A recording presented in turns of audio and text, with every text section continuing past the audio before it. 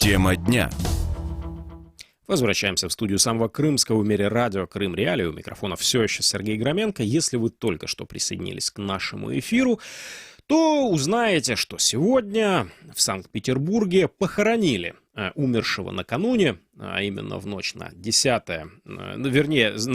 января 2020 года, советского и российского историка, доктора исторических наук и профессора Санкт-Петербургского государственного университета Валерия Евгеньевича Возгрина, который, кстати говоря, является нам всем крымчанам земляком. Он родился 25 июня 1939 года. В 1957 году окончил Евпаторийскую мореходную школу, до 1962 работал матросом, после боцманом на судах в Черноморском морском пароходстве, и потом встал на стезю историка. В 1967 году окончил исторический факультет Ленинградского госуниверситета, там же остался работать, в 1989 году защитил диссертацию на степень доктора исторических наук, с 1998 года возглавлял научно-исследовательский центр Меньшиковский институт, и вот прощание с ним произошло сегодня. С нами на связи Рифат Чубаров, глава Меджлиса крымско-татарского народа.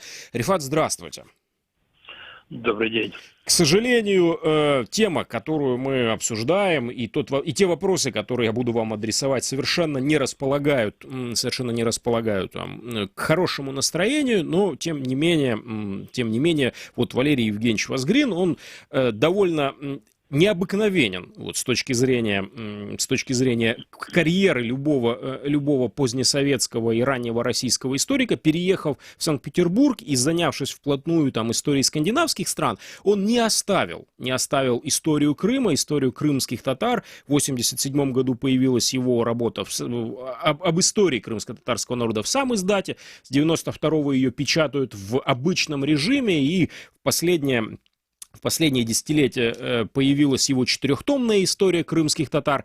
И можете ли вы в 2 словах описать, как вы познакомились с Валерием Возгриным, каким был его путь, если об этом так можно говорить, к крымско-татарскому народу? Но с Валерием Возгриным я познакомился накануне Курултая крымско-татарского народа. Я думаю, что где-то за год, когда мы готовились к восстановлению такого национального института, как Курултай, это был еще Советский Союз, это был 90-91 годы, и, разумеется, мы о нем знали уже как о человеке, который завершил только что большое исследование по истории крымских татар. Эта книга, вы сказали об этом, она вышла в 1992 году, мы ее издали очень большим тиражом, и для Крыма это было абсолютное открытие, когда впервые появилась книга, в которой заинтересованные читатели могли узнать объективную историю крымских татар. Это исторические судьбы крымских татар, так называлась эта книга. Если я не ошибаюсь, мы ее напечатали тиражом 20 тысяч. Даже для того времени это был большой тираж. Ну и потом уже подготовка к Курултаю. Он принимал участие в подготовке основополагающих документов Курултая крымско-татарского народа. Его авторитет, он уже был настолько узнаваем. Если я не ошибаюсь, мне кажется, в списке для тайного голосования для избрания члена Меджлиса, если я не ошибаюсь, он был одним из первых, если не самым первым по рейтингу. А вот, кстати, об этом мы чуть позже еще поговорим. А было ли такое, чтобы он разъяснял вам, может быть, подробно, может, просто намекал, как он вообще из Санкт-Петербурга, ведь он в Санкт-Петербурге к этому моменту уже почти 30 лет прожил, как он решил перейти от скандинавской истории к истории крымских татар? Вы знаете, сейчас очень трудно говорить, может быть, о тех тонкостях, которые мы с ним непосредственно не обсуждали, но мне все время и тогда представлялось, когда мы часто виделись, и потом уже, когда, в принципе, только лишь на расстоянии телефонные звонки, и то очень изредка, у Валерия Евгеньевича было, как мне представляется, такое обостренное чувство справедливости или несправедливости, если она допускалась. Но он вообще боготворил Крым. И мне представлялось, что он прежде всего себя чувствовал вот в Крыму каким-то образом таким человеком, который, ну, вот покинул нехорошо Крым. Хотя, разумеется, у него не было никаких в жизни страниц, которые бы могли бы сказать о том, что, ну, он каким-то образом покинул Крым, вот как человек, который совсем разрывает. Но, тем не менее, несмотря на это, он делал научную карьеру, и эта карьера у него была очень успешной. Он не мог бы сделать такую карьеру, находясь в Крыму, тем более занимаясь крымской проблематикой. И вот он все время, как мне представляется, чувствовал себя обязанным по отношению к Крыму. Ну, а быть обязанным по отношению к Крыму и не видеть крымско-татарский народ, он не мог себе этого позволить, и поэтому мне представляется вот его исполнение как бы своей ответственности, обязанности перед Крымом, оно и притворилось вот написание истории его коренного народа, крымских татар. Мы знаем, что Валерий Вазгрин был и делегатом второго исторического Курултая крымско-татарского народа, а затем, как сообщает в Википедии, и был избран членом Меджлиса крымско-татарского народа. Вот это на самом деле представляется довольно интересным, если бы там не сказать совершенно непредставимым, как санкт-петербуржец, как не крымский татарин оказался во главе руководящих органов крымско-татарского народа. Это была его инициатива, это было какое-то почетное членство. Вот как как крымско-татарское движение и Валерий Вазгрин нашли себя вот в этом вот аспекте? Вы знаете, у нас тут первый состав Меджлиса крымско-татарского народа, он был каким-то очень звездным. И звездным не столько с точки зрения регалий и членов этого Меджлиса, а он действительно включал в себя людей, которые достигли очень больших успехов, заметных успехов в своей сфере. В том составе Меджлиса из 33 членов у нас было 5 докторов наук, 5 профессоров, и в том числе Валерий Вазгрин. Рядом с ним был Рифат Апазов, профессор Апазов, был профессор Амеров Сервер, профессор Музафаров. И сейчас я не вспомню фамилию, и еще у нас один коллега, к сожалению, тоже покойный, тоже профессор из Крыма, Изидинов, да, Сервер Изидинов. Видите, и я уже не помню, сколько у нас там было кандидатов наук. И мы, хочу сказать, что эти все люди, они не просто были избраны благодаря своим этим званиям или научным степеням. Они именно период подготовки Курултая, и не только на коротком таком промежутке, а длительно, там, за год, за 2, за 3, они уже себя показали в крымско-татарском национальном движении.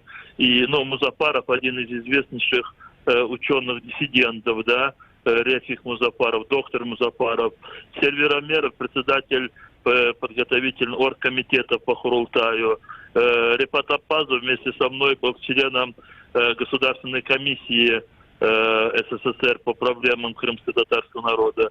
Сервер Изидинов один из людей, которые готовили, который очень много сделал вклада в гуманитарных аспектах крымских татар. И поэтому они, будучи в составе Меджлиса, способствовали просто очень такому, знаете, очень успешному вообще старту этого института, будучи членами Меджлиса, и каждый, выполняя свои обязанности на том участке, который ему определил Меджлис. Смотрите, когда мы говорим о Валерии Вазгрине, мы не можем не упоминать и то, что его книги вызывали вызывали определенную дискуссию. Это вот самым мягким образом я формулирую в крымском политикуме.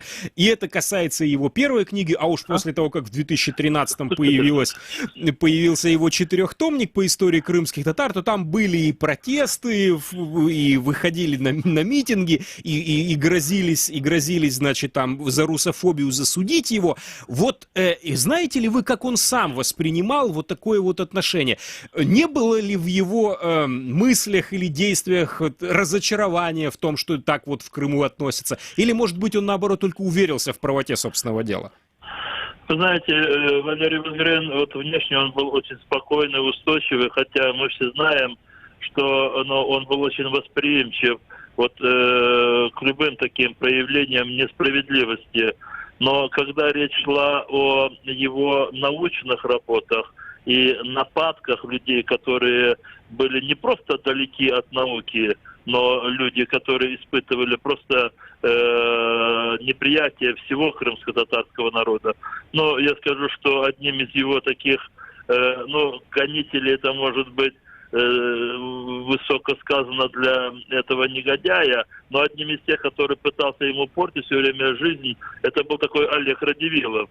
Вообще надо отметить, что все те, кто публично пытался каким-то образом доставить неудобства Валерию Евгеньевичу, они, как правило, пользовали такие методы доносительства, методы такого стукачества. И практически все эти люди в 2014 году, те, которые вот нападали на Валерия Евгеньевича, они и оказались сразу вот перебежчиками на стороне зашедших в Крым российских оккупантов. И теперь вопрос, который был бы невозможен еще неделю назад, но, к сожалению, возможен теперь, после того, как Валерия Возгрена больше с нами нет. Планирует ли Меджлис крымско-татарского народа каким-нибудь образом увековечить его память, если не в Крыму по объективным причинам, то хотя бы на материковой части Украины? Память о Валерии Евгеньевиче, она будет, и мне представляется всегда, насколько это возможно быть долгой, потому что, во-первых, сегодня, я думаю, практически нет крымского татарина, который бы не знал бы это имя.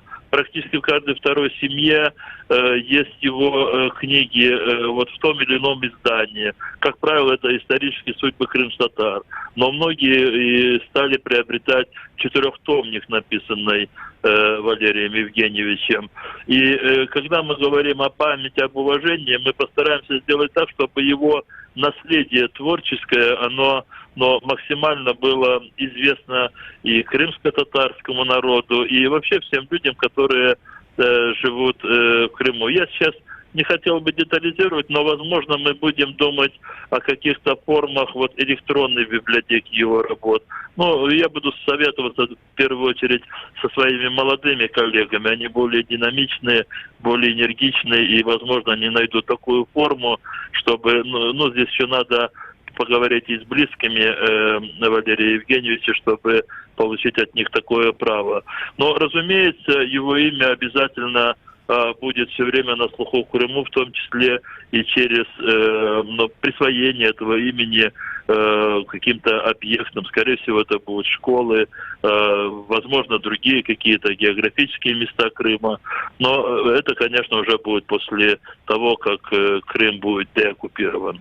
Что ж, огромное вам спасибо за ваш комментарий. Напомню нашим слушателям, что это был Рифат Чубаров, глава Меджлиса крымско-татарского народа.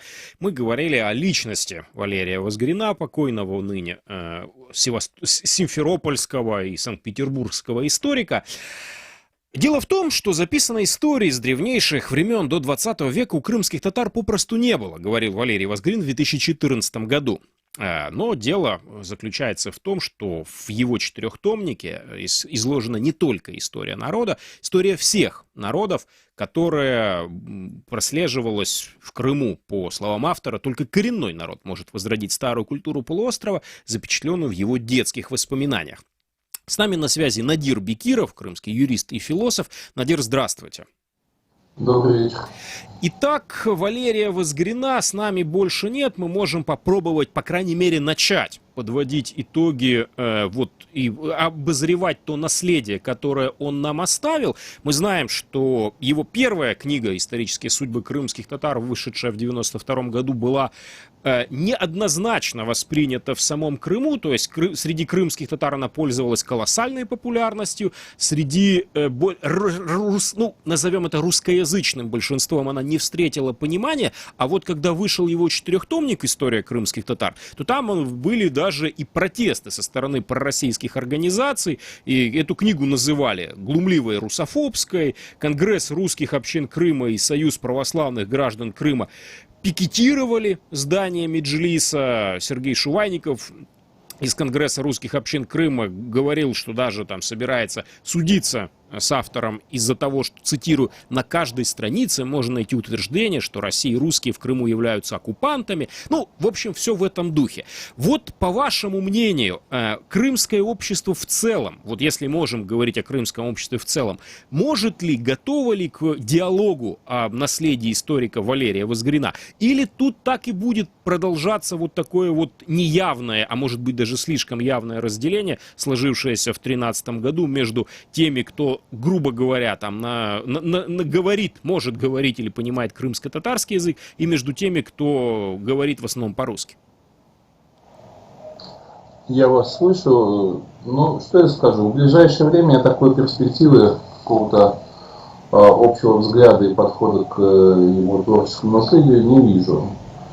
Потому что, хотя разделение между, так сказать, Валерием Евгеньевичем и крымскими татарами с одной стороны и кем-то другим, иначе глядящим на это, идет как раз не по национальной линии.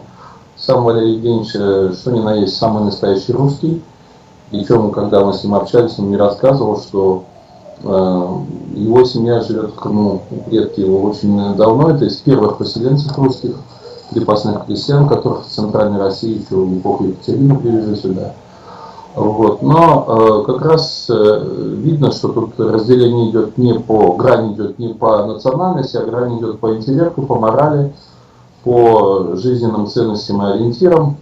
Ну а Крым в этом смысле, конечно, единственный, никакого не представляет в настоящее время, и в ближайшее время он и раньше не представлял, но и в ближайшее время я пока не вижу такой возможности, объективно говоря. Другое дело, что дело не ограничивалось пикетами и демонстрациями. Были времена, когда в Крыму пикеты, демонстрации, шествия и так далее проходили каждый день, организовывали их все, кто хотели, не было никаких к этому препятствий практически. Вот. Сейчас Крым значительно тише в этом смысле.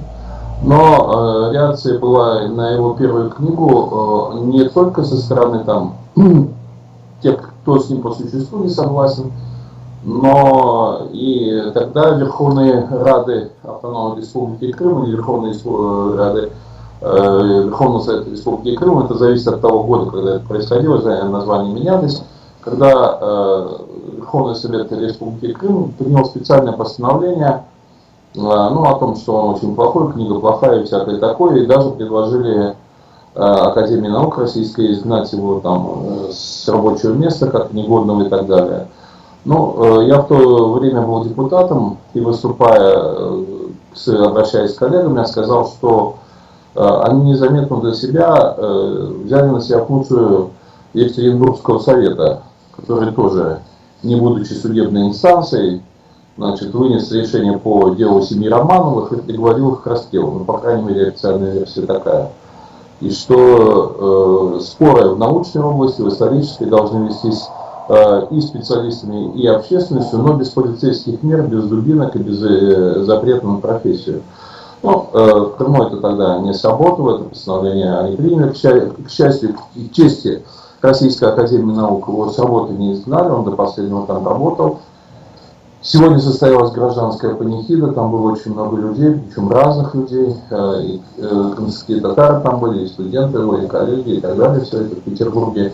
И еще раз это показывает, что грань между позицией и взглядами Валерия Евгеньевича и кем-то другим идет не по национальности, а идет совершенно по-другому, по душам людей. Хорошо, а если перейти от личности Возгрина и его наследия к более широкому вот такому взгляду, мы знаем, что в последнее время в Крыму имели место ряд скандалов, связанных с трактовкой истории крымских татар, потому что, с одной стороны, еще в 2014 году было подписано Владимиром Путиным распоряжение, указ президентский о полной реабилитации крымских татар, с другой стороны, буквально вот только прошлый год, для десятиклассников в учебном пособии Крыма крымско-татарскому коллаборационизму посвящено в 10 раз больше места, чем всем остальным коллаборационистам вместе взятым, и потом это пособие отзывали из библиотек. Вот на сегодняшний день в современной России и в Крыму, который из России управляется, возможно ли какое-нибудь более-менее вдумчивое научное исследование, или политическая конъюнктура не дает возможности историкам думать свободно? Ну, история-то началась не в 2014 году, она началась еще с конца 18 века, и скандалы, и всякие там подтасовки, фальсификации, они шли в течение 18, и 19, и 20 веков. Так что можно сказать, что это один из эпизодов достаточно длительной истории, собственно говоря, истории написания «История Крыма» или история трактовки истории Крыма. Поэтому ничего такого уж очень оригинального в этом плане не было. Вот.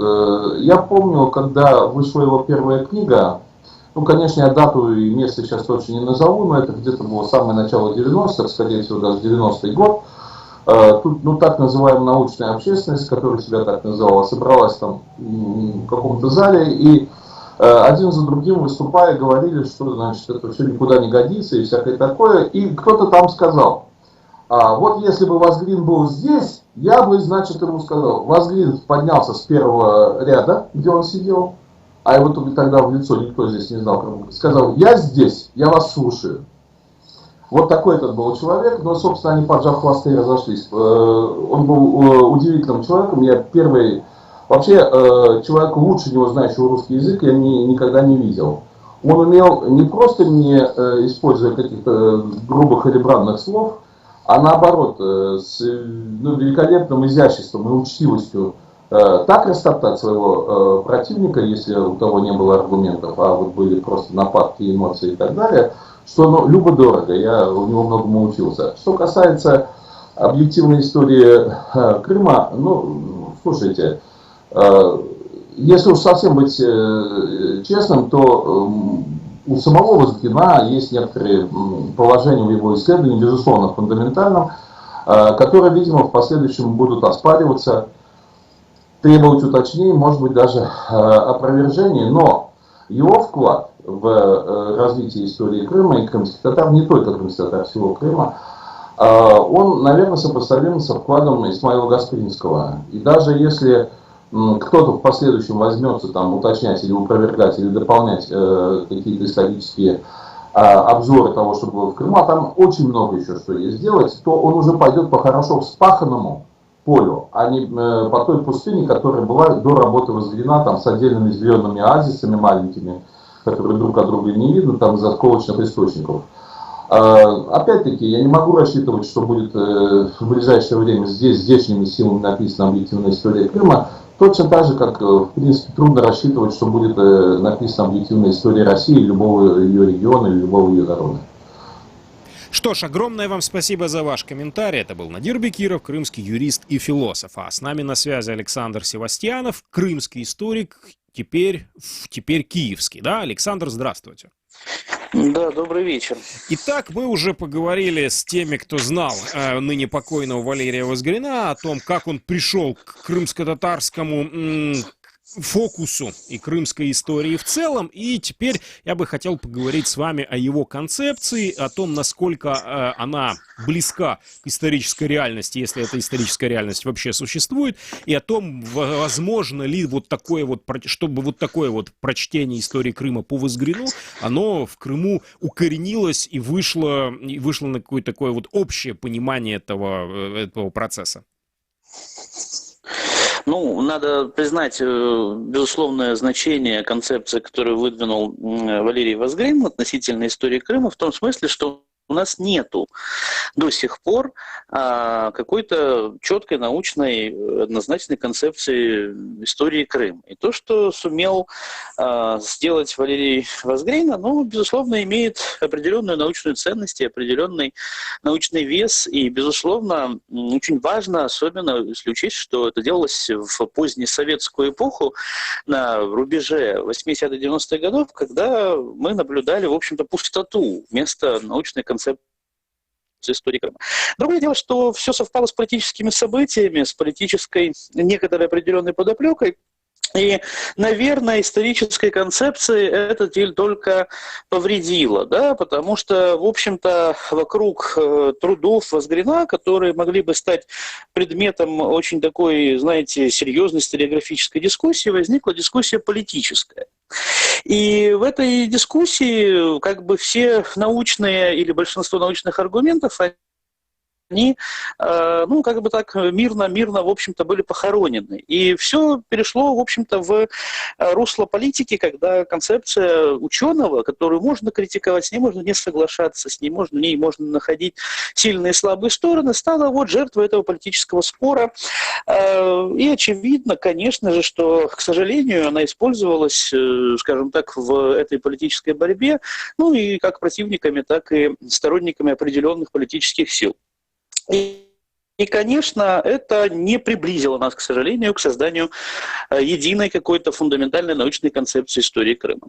Ну вот перед тем, как мы поговорим об этом чуть подробнее, можете ли вы в двух словах для тех наших слушателей, которые не прочитали хотя бы даже исторические судьбы, не говоря уже о четырехтомнике, в двух-трех там фразах сформулировать, как же именно Валерий Возгрин видел прошлое Крыма и почему там русские община Крыма называла книги его глумливой русофобией? Ну, безусловно, ключевым таким фундаментальным камнем, на котором зиждилась концепция Валерия Евгеньевича, было, во-первых, обоснование наличия коренного народа, и этим коренным народом признавались Возгриным крымские татары. Под это подводилась определенная база, скажем так, и в каком-то смысле это позволяло удревнить историю крымско-татарского народа. Вот. При этом, конечно же, таким другим основоположным фундаментальным камнем этой концепции было, собственно говоря, отрицание и признание негативной роли Российской империи в истории Крыма. Либо, скажем так, более выпуклое, да, более выпуклый такой анализ некоторых аспектов имперской политики. Ну и, в общем-то, можно заключить далее то, что Валерий Евгеньевич был безусловным противником как российской имперской политики, так и советской соответствующей политики. И через свои труды это, в общем, достаточно по-своему аргументированно излагал. То есть это попытка выстроить антиимперский и антисоветский нарратив в истории Крыма. Мне говорят из аппаратной, что у нас есть звонок от нашего слушателя. Добрый вечер, вы в эфире. Если можете, представьтесь и задавайте ваш вопрос. Я, к сожалению, нашего гостя не слышу. Мы покрутим ручки, помашем, поддергаем рычажки, и, к сожалению, ничего не произошло. Ладно, если вы еще раз хотите присоединиться к нашему разговору по телефону, 8 810 06 926 с мобильных, 040, с территории полуострова, разумеется, 044 490 29 05, материковая Украина. Возвращаемся к разговору с Александром Севастьяновым. Итак, антиимперский дискурс, да, крымские татары как коренной народ и едва ли не стержень крымской истории, да, и вот теперь была ли эта концепция принята крымским научным сообществом в 90-е и в нулевые годы, боролись ли с ней, опровергали ли ее, игнорировали ли ее?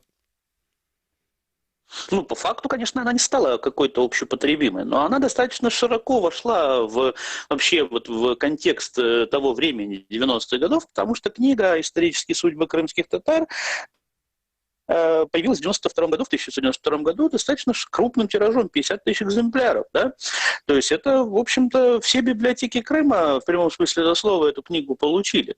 Другой вопрос, что, наверное, я бы вот тут несколько бы высказал такую осторожную критику в сторону Меджлиса крымско-татарского народа в плане того, что уж слишком эту книгу, эту историческую, научную работу, ее вот подняли на такую политическую высоту. И это провело вот определенный такой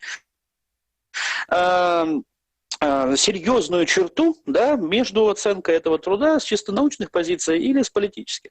А в научном смысле, безусловно, на эту книгу были как положительные, так и отрицательные рецензии разного характера, разной степени объективности и разной степени, я бы так сказал, аргументированности. В некотором случае, когда, допустим,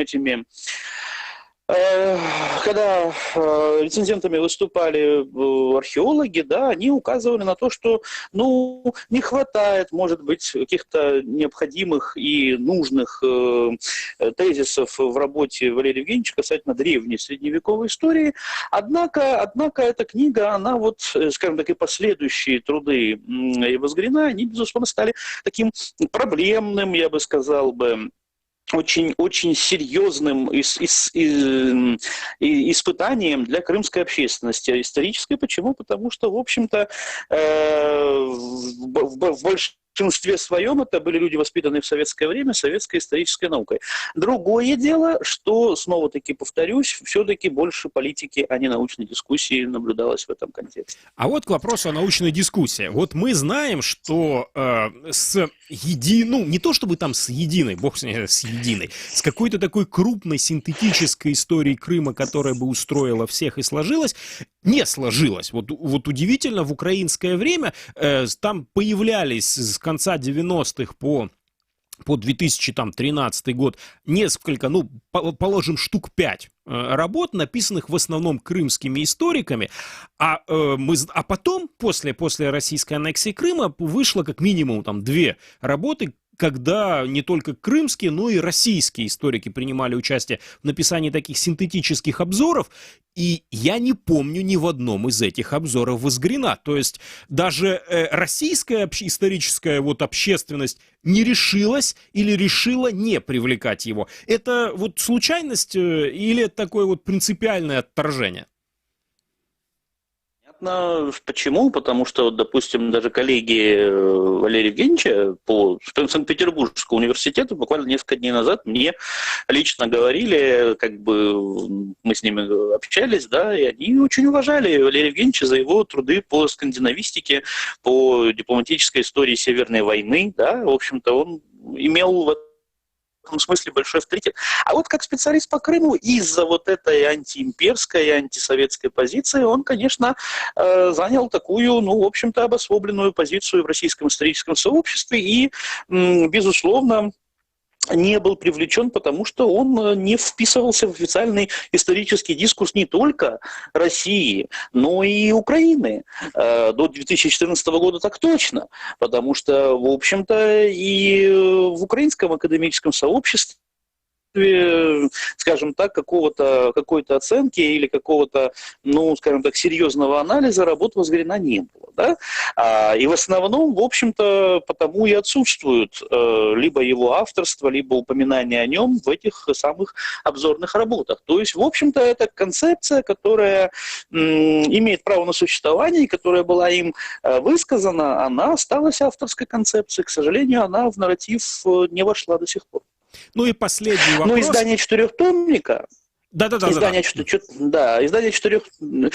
четырехтомника, конечно же, помогло. Четырехтомник, как такая уже фундаментальная работа с проработанным научно-справочным аппаратом, опять можно соглашаться, можно не соглашаться, можно критиковать, но это создало возможность для того, чтобы рано или поздно эта концепция получила такую фундаментальную какую-то основательность и свое место. Да. И теперь, заканчивая и нашу программу, и эту тему, возможно ли в обозримом будущем такое вот взаимопонимание между различными концепциями, взглядами, подходами и нарративами, при которой можно было бы написать, я не знаю кем и когда, но все-таки чисто в теории, такой истории Крыма, в которой можно было бы вот совместить все эти и современные подходы, и взгляды Возгрина, и возможно ли написать такую историю Крыма, которая бы устроила всех, или это из области даже не научной фантастики? Не, ну теоретически возможно, но для этого, вот, допустим, после 2014 года появился двухтомник, так называемый академический, да, истории Крыма, изданный в Москве. Теперь необходимо, чтобы появился некий трех там, или скольки-томник, который будет издан в Киеве, и который имел бы тоже некую ясную концепцию. И вот есть уже, в принципе, хоть и авторский, но четырехтомник Возгрина, и теоретически возможно, что это в будущем, через 10-20 лет, и станет возможным. Однако от этого процесса должны быть полностью отстранены политики. И это должны делать только соответствующие историки, профессионалы, которые понимают, что они делают и что они пишут. Они используют концепции научные в своих политических целях.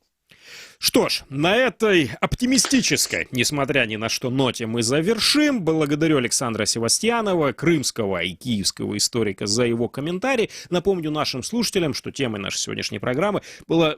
некуда деваться. Драматическое событие. Смерть и похороны Валерия Возгрина, одного из самых известных и противоречивых крымских историков. Я, Сергей Громенко, работал все это время для вас в студии. Ни в коем случае не переключайтесь. После короткой паузы возобновляем наше вещание.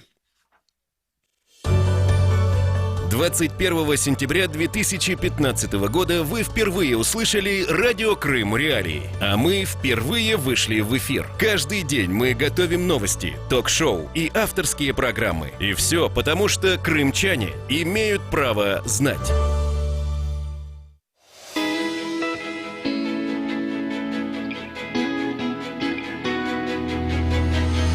Крымский вечер с радио Крым Реалии. Вы слушаете радио Крым Реалии. В студии для вас работают Елена Римовская и Сергей Громенко. И мы вот вернулись к вам после небольшой паузы с новостями завтрашнего дня. Да, что нас ожидает завтра?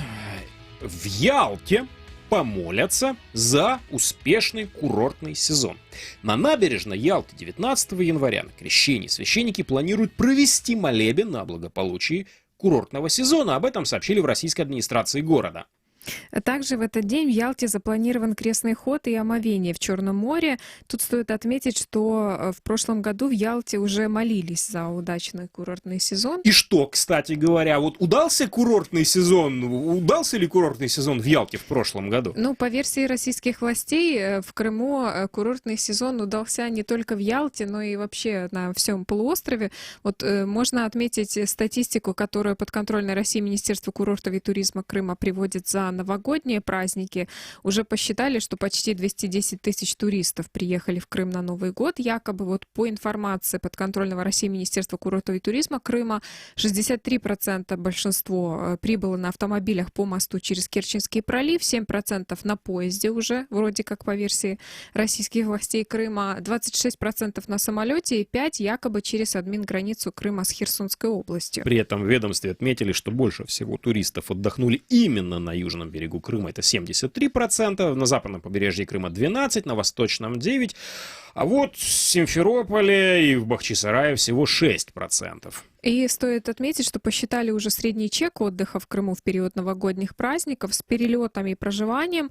По данным Министерства курортов туризма Крыма составил в среднем 40-45 тысяч рублей на 2 человек. Но напомним, что подконтрольный России глава Крыма Сергей Аксенов ранее заявлял, что в Крым в 2019 году приехало более 7 миллионов туристов, но эксперты с материковой части Украины, так же как и украинские пограничники, ставят эти цифры под сомнение. Что ж, идем дальше. Массандра запускает производство собственного хлеба. Об этом сообщает сайт Крыминформ со ссылкой на директора предприятия Янину Павленко.